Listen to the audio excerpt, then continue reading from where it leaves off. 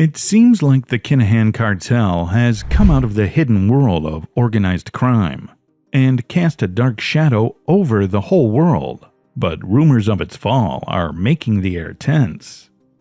How does a crime powerhouse start to fall apart?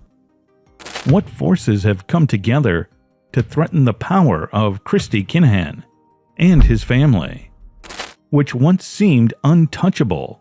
Stay tuned as we reveal how one of the most infamous crime groups in the world was taken down in a dramatic way. By the time Christy Kinahan started his illegal drug business in Dublin in the 1990s, the cops knew he was a bad guy. However, he was almost unknown outside of the local police force. He used to be unknown, but now he is in charge of a global crime organization that American law enforcement compares to well-known groups like the Camorra in Italy and Los Zetos in Mexico. This has made his name known all over the world. With his sons Daniel and Christy Jr., he is known as Dapper Don, and the Kinahan Cartel is thought to be a billion-pound business. Their spread goes from the coca fields of South America to the cities of Ireland and the UK, as well as the luxurious areas of Dubai and Spain's Costa del Sol. For 30 years, the Kinahan family and their helpers, including an Estonian hitman called The Butcher, an elusive weapons supplier called Mr. Nobody, and a cruel gang enforcer known only as Hatchet, have been linked to drug trafficking, arms smuggling, and several murders, most notably the famous Kinahan-Hutch feud. But their kingdom, which used to look like it could not be broken, is starting to fall apart. Thomas the Bomber Kavanagh, who worked for them in the UK, got 21 years in jail in March for drug trafficking. The US government claimed to offer $5 million back in April if you could substantially help find evidence against Christy Sr., Daniel, or Christy Jr. Also, this week, Johnny Cash Morrissey, who was thought to be their financial manager, was caught in Spain. But how was it that he started treading this path? And what was the turning point in his story?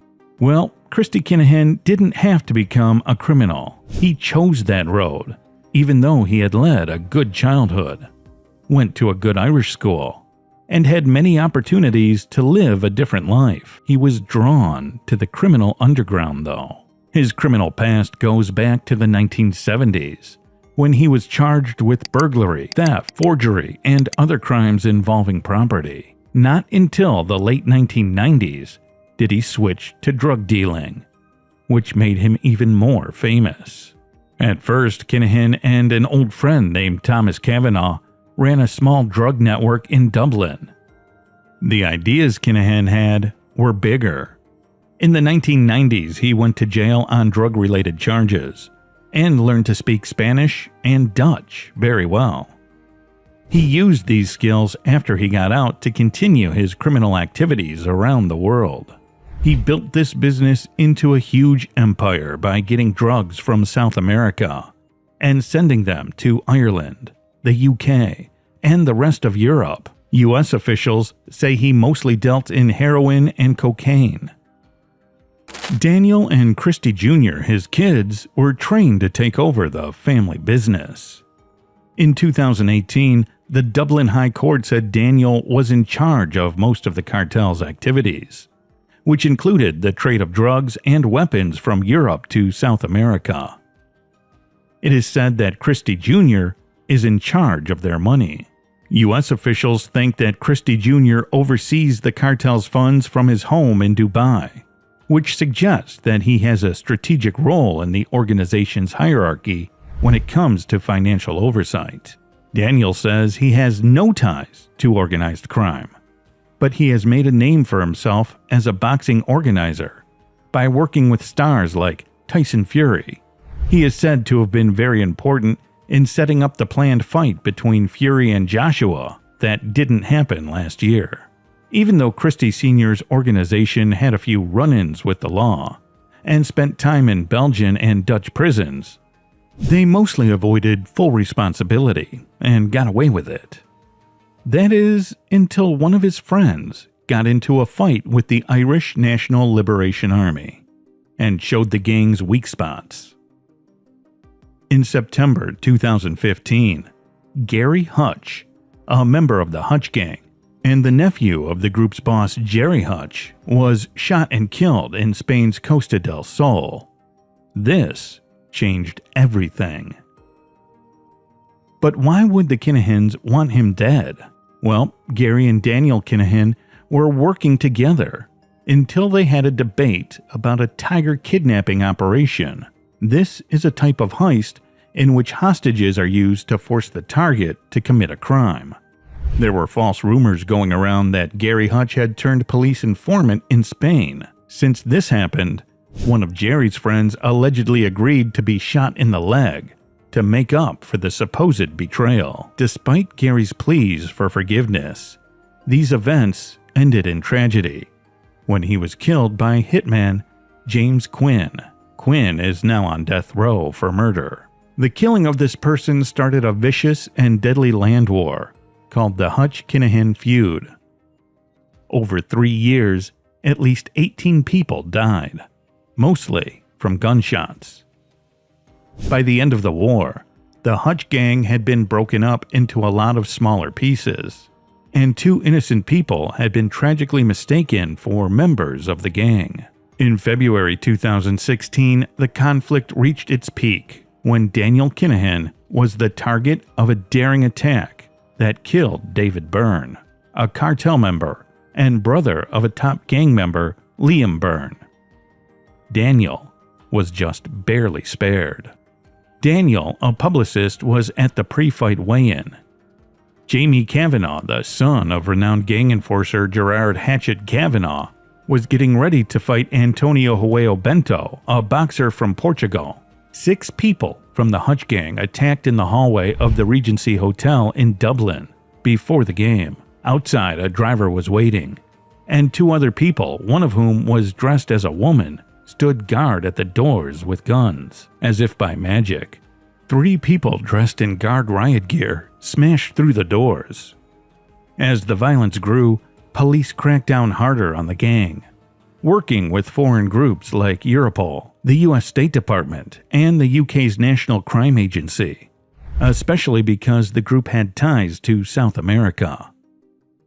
In March, the law dealt Thomas Kavanaugh and his friends Daniel Canning and Gary Vickery a big blow.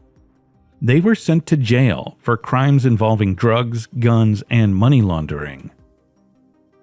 Kavanaugh was given a 21-year sentence for his part in hiding £30 million worth of cocaine and cannabis in heavy machines.